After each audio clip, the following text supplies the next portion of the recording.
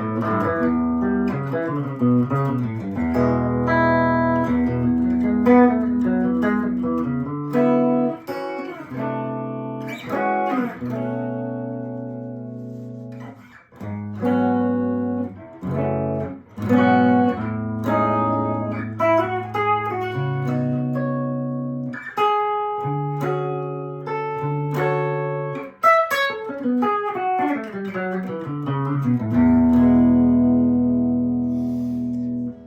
guys, Vinny here. How are you? This video will be about some things that you can practice to get better with your guitar playing.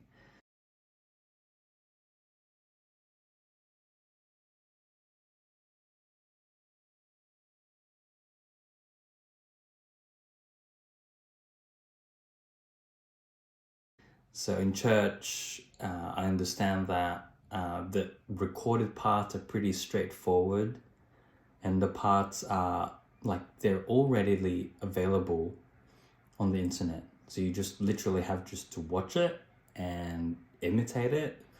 But I guess, in my point of view, how do you go about it?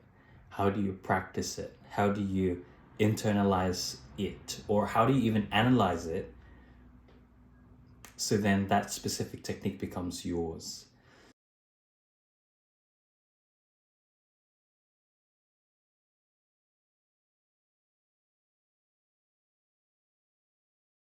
So what I'm trying to say is, when you learn something off of the internet, how do you make it yours, and how do you add that specific technique to your vocabulary and make it your own?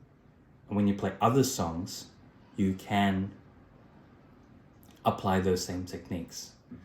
So I'll give you an example, right? So the song Praise by Elevation Worship, which is cool. I think that's in A or A flat. And the riff goes...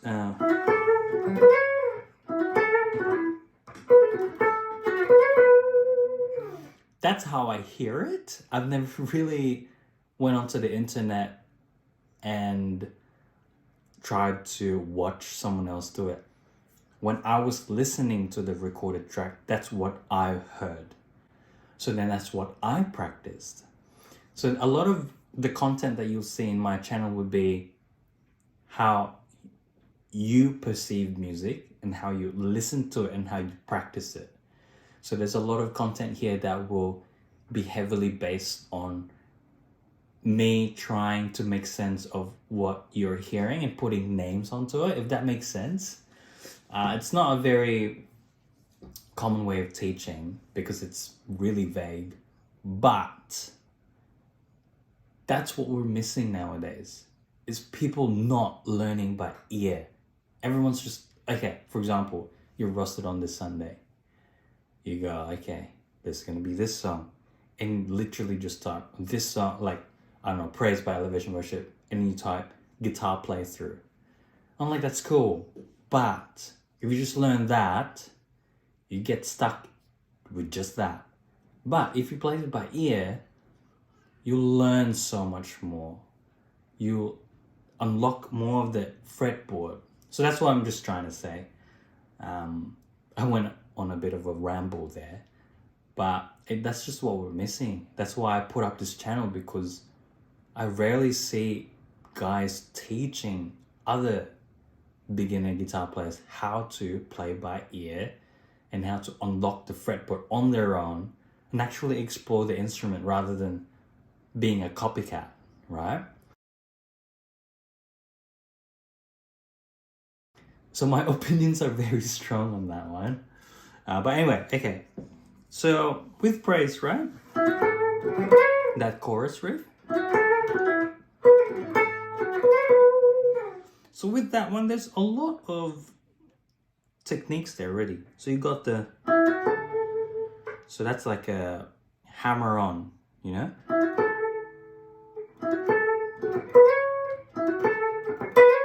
So even that, it's like I was doing...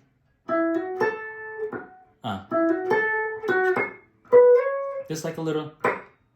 like a percussive section there. So it's not, I'm just not playing.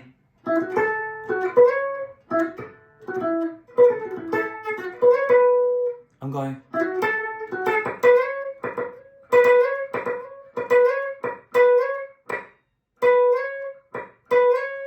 So I'm doing these like little, because that's what I'm hearing, right?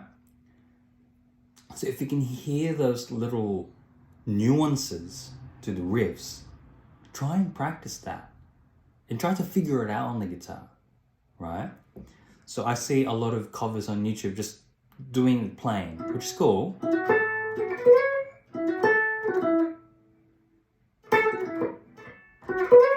Something like that. But when you listen to it, the drums, the percussion, everything is so lively with the overdrive and the rotary sound of the guitar. Might as well play it like percussive as well. So then I started practicing it.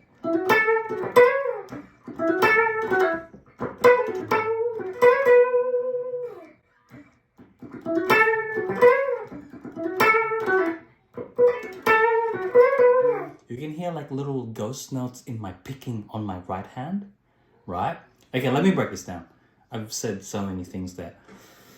But basically what I'm trying to say is when you practice, right?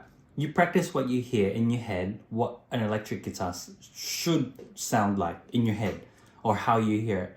For me, I hear, well, it's changed a lot over the years, right? But, for example, now, I'm trying to practice how to play like a keyboard player would. So how they approach chords, how they play one chord a million ways, right? So this is touching on the caged system. So for me as an electric guitar player, I just don't want to be, if it's in the key of C, I don't want to be caged in or restricted onto just this one C, right? In my head, I want to play different kind of Cs,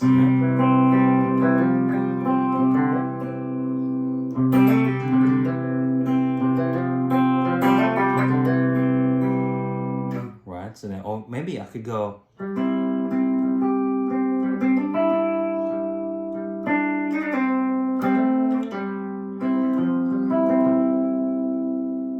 That's all C in my head. Or maybe I can do this.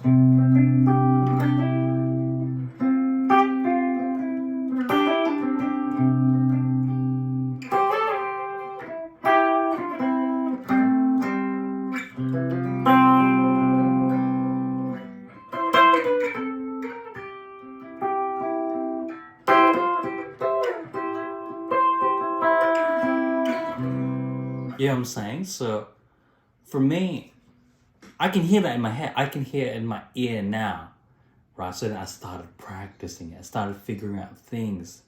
Literally, I did it really slow. So that's what I did. I practiced that.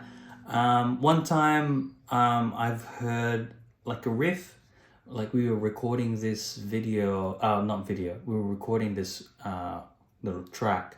And I can hear a pentatonic run. So pentatonic is like the, the classic, right? So that pentatonic scale, I can hear it in my head, actual me playing it, like blazingly fast. Not blazing like Ying V Malmsteen fast, but I'm thinking more, I just want to have that facility in my hand, so then during worship service, I can just pull it off, pull that technique off, and I can just do it naturally and instinctively. And how I play is very instinctive. I can practice all day, all night here in my studio, but when I'm with other musicians, whether they're professionals or non-professionals, or they play really well, they don't play as well, I react to that. I still try to make them sound better. That's why I practice. Does that make sense? So I don't practice so I can make myself better. I practice so that I can make them sound better, right? So for example, I can hear, like in the key of C, right?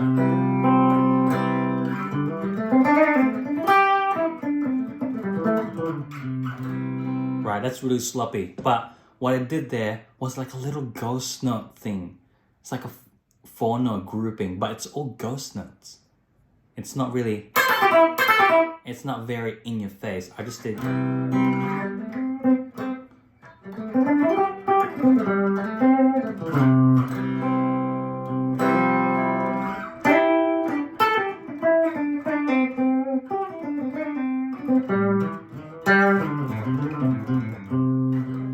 Like little runs like that, which tend to be really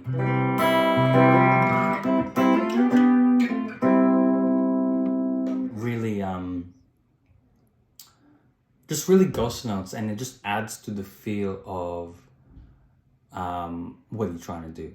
Okay, all right, now I've kind of explained what I'm trying to say, but with all of this, so with that, okay, number one, right? So one thing that you can practice is your right hand. So there's a lot of things that you can practice with your right hand, which is, well, number one, obviously you're strumming. Okay, so on electric guitar, it's very different. Okay, it's not like an acoustic guitar. As an electric guitar player, you have different roles. So you're not gonna play, right, with your right. You're not gonna play full chords. Well, I mean, you can, but I'm just saying it's a case-to-case basis, basically. So again, okay. So with your right hand, I would think about practicing right hand accuracy. So for example, if you just want to play 2 notes at a time,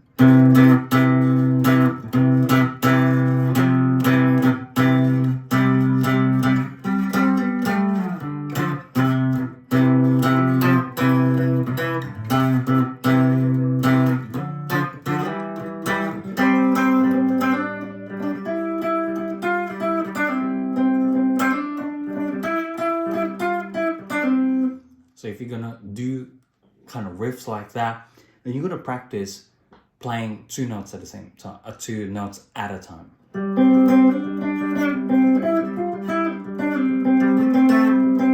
And just repeat it over and over again, and just repeat that sound.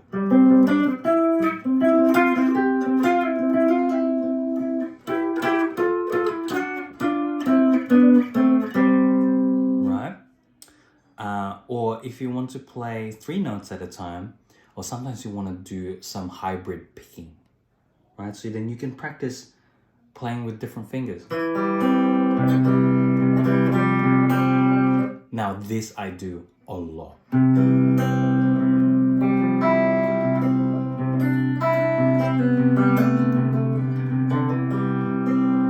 I got this from a player called Julian Large. He's awesome at this, but he's a jazz player. But this is what I'm trying to say is, if you listen to other music, you try to grab those techniques onto your playing. So for this one, Julian Large, jazz player, and yeah, I just try to build it into my playing. There's a lot of tone in the fingers, so I try to use it a lot.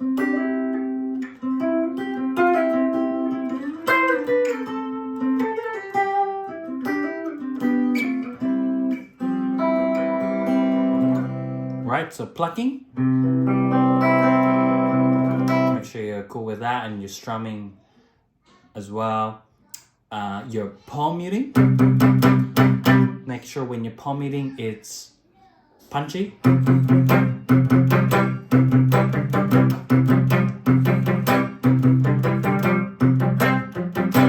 Right? And you can play like with fingers as well, so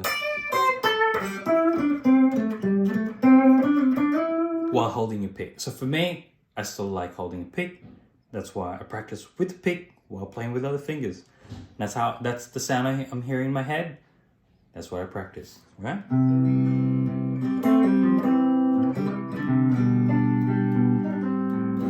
Okay, all right.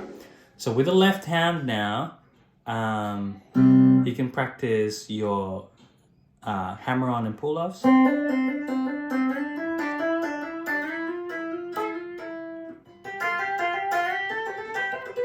You can practice different fingers as well, right? In different ranges. And you practice this because when the time comes that you can hear a riff like that, you can do it because you have the facility to do it, right? So that's your left hand. Hammer-on pull-offs, you can practice your slides, sliding to a note.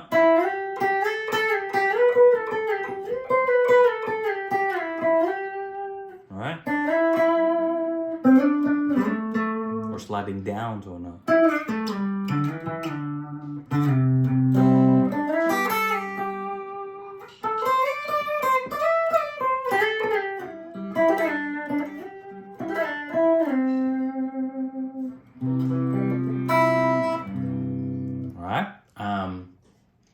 What you can do as well is playing different chords, right? So exploring different sounds with the chords that you already play.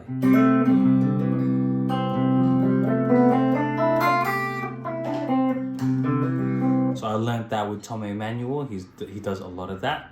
So that's another influence that I try to put into my worship playing.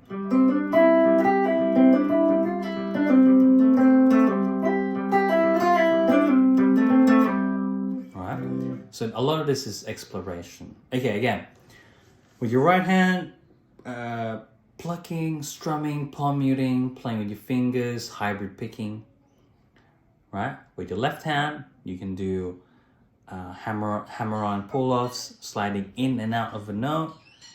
You can also practice bending.